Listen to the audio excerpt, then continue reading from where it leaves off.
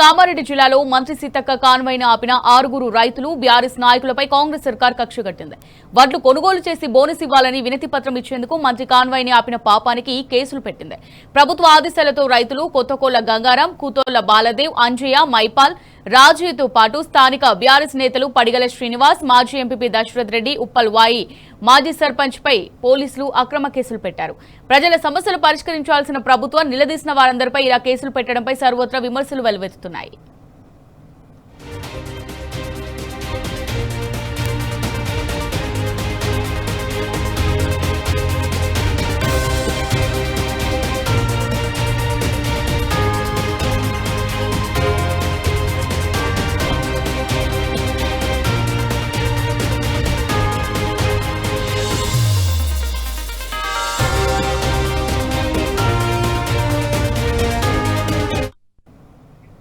Right గా దీనికి సంబంధించి మరిన్ని డీటెయిల్స్ మా రిపోర్టర్ రవీందర్ అందిస్తారు. రవీందర్, చెప్పండి, మరి మంత్రి సీతక్క కాన్వాయ్ని ఆపిన 6 రైతులపై అక్రమ కేసులు బనాయించినట్టుగా తెలుస్తోంది. వడ్లు కొనుగోలు చేసి బోనస్ ఇవ్వాలని అడిగినందుకు ఈ విధంగా చేయడం ఎంతవరకు సమంజసమంటారు? దీనికి సంబంధించి డీటెయిల్స్ ఏ విధంగా ఉన్నాయి రవీందర్?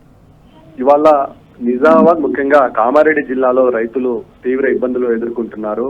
అక్టోబర్ మాసం నుంచి ఇదే పరిస్థితి ఉంది. ఈ నేపథ్యంలో వరి కొనుగోలు చేసినటువంటి ధాన్యానికి బోనస్ ఇవ్వడం లేదని, బోనస్ తో పాటు సకాలంలో ధాన్యాన్ని కొనుగోలు చేయాలని డిమాండ్ చేస్తూ రైతాంగం ప్రతి చోట ఎక్కడొకక్కడ నిరసన కార్యక్రమాలు గత కొద్ది రోజుల నుంచి స్థానికంగా ఉన్నటువంటి కాంగ్రెస్ ప్రజాప్రతినిధులు ఎవరు కూడా తమను పట్టించుకోవడం లేదంటూ ఆగ్రహం వ్యక్తం చేస్తున్న సందర్భం, నిరసన వ్యక్తం చేస్తున్న సందర్భం, కలెక్టరేట్ చూస్తూ తిరుగుతున్న సందర్భం ఎక్కడొకక్కడ పరిపాటిగా మారింది. ఈ నేపథ్యంలో జిల్లా ఇన్ఛార్జి మంత్రిగా వ్యవహరిస్తున్న సీతక్క నిన్న అధికార కార్యక్రమంలో పాల్గొంటూ రామారెడ్డి మండల కేంద్రం నుంచి వెళ్తున్నారు. ఈ విషయం స్థానికంగా ఉన్నటువంటి రామారెడ్డి మండల కేంద్ర రైతులకు తెలిసింది.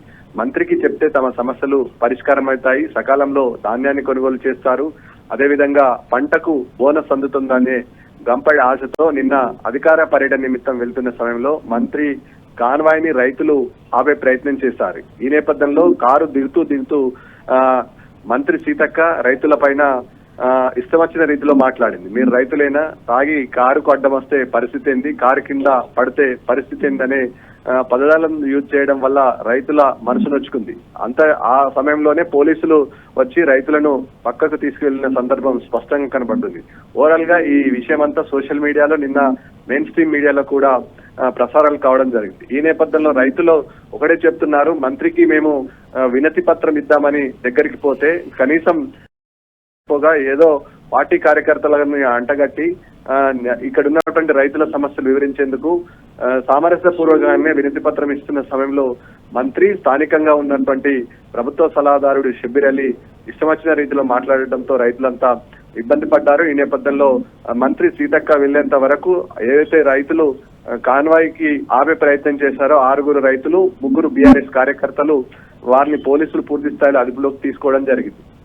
మంత్రి వివరణ ఇస్తూ ఈ అంశం పైన ఇంకా రెచ్చగొట్టే విధంగా మాట్లాడింది. ఈ నేపథ్యంలో వాళ్ళు అసలు రైతులే కాదు, ఓ పార్టీ కార్యకర్తలన్నారు. వాస్తవానికి పోలీసులు ఇచ్చిన రికార్డు ప్రకారం ఇలా 4 రైతులు, 3 బీఆర్ఎస్ కు సంబంధించిన నాయకులు ఉన్నారు. ఈ నేపథ్యంలో 4 నాయకుల పైన, అదేవిధంగా బీఆర్ఎస్ కార్యకర్తల పైన, అదేవిధంగా రైతుల పైన కేసులు కట్టారు. ఈ నేపథ్యంలో రైతుల సామరస్యపూర్వకంగా మంత్రికి వినతి పత్రం ఇవ్వడమే తప్ప అనే ధోరణిలో రైతాంగం అంతా ఆవేదన వ్యక్తం చేస్తున్న సందర్భం ఉంది. గత కొద్ది రోజుల నుంచి కామారెడ్డి జిల్లా సకాలంలో కొనుగోలు చేయక రైతాంగం తరుగు పేరుతో రైస్ మిల్లర్లు, అదేవిధంగా సకాలంలో కొనుగోలు చేయక ఇటు రైతులు తీవ్ర ఇబ్బందులు ఎదుర్కొంటున్న పరిస్థితి ఉంది. ఇదంతా మంత్రికి వినతి పత్రం రూపంలో ఇస్తే సమస్య త్వరితగతిన పరిష్కారం అయ్యి ధాన్యాన్ని లిఫ్ట్ చేసి సకాలంలో ప్రభుత్వం అందిస్తానన్నటువంటి ఏదైతే బోనస్ ఉందో బోనస్ తమ ఖాతాలో పడుతుందనే ఆశతో రైతులు ఇవాళ మంత్రిని కలిసే ప్రయత్నం చేస్తున్న సందర్భంలో మంత్రి తప్పించుకునే ప్రయత్నం చేసి, పైగా రైతులు కాదు తాగుబోతులు, మీరు కారు కింద పడితే ఎట్లానే అహంకారపూరిత ధోరణితో మాట్లాడడం పట్ల రైతాంగం తీవ్ర ఇబ్బందులు ఎదుర్కొంది. ఇప్పటికీ ప్రజా సంఘాలంతా ముక్త కంఠంతో ఖండించాయి. రైతులు కూడా ఆగ్రహం వ్యక్తం చేస్తున్న సందర్భం స్పష్టంగా ఉంది. బేషరతుగా మంత్రి సీతక్క స్థానిక ప్రభుత్వ సలహాదారుడు షబ్బీర్ అలీ తక్షణమే రైతాంగానికి క్షమాపణ చెప్పాలి. ముఖ్యంగా రైతులపైన అక్రమ కేసు కేసులు బనాయిస్తున్నారు. 6 రైతులు ఉన్నారు, అందులో 3 బీఆర్ఎస్ కార్యకర్తలు. తక్షణమే బేషరతుగా కేసులను ఉపసంహరించుకోవాలి, రైతులకు తక్షణమే న్యాయం చేయాలి అని చెప్తున్నారు. ఈ నేపథ్యంలో గతంలో పిసిసి అధ్యక్షుడు హోదాలో, అదేవిధంగా కాంగ్రెస్ మేనిఫెస్టోలో రైతాంగానికి ఆదుకుంటాము, పంటకు సన్నవడ్లు పండిస్తే బోనస్ ఇస్తామని ఆనాటి పిసిసి అధ్యక్షుడు హోదాలో రేవంత్ రెడ్డి రైతులకు హామీ ఇచ్చాడు. అనేక రోజులు గడుస్తుంది, పంట నమ్ముకుంటున్నారు, సకాలంలో ధాన్యం కొనుగోలు చేయడం లేదనే బాధ అయితే రైతాంగంలో స్పష్టంగా కనబడుతుంది. ఈ నేపథ్యంలో ప్రశ్నిస్తే కేసులు, అక్రమంగా బనాయించి రైతాంగాన్ని ఇబ్బంది పెడుతున్న పరిస్థితి స్పష్టంగా కనబడుతుంది. Right, thank you Ravinder.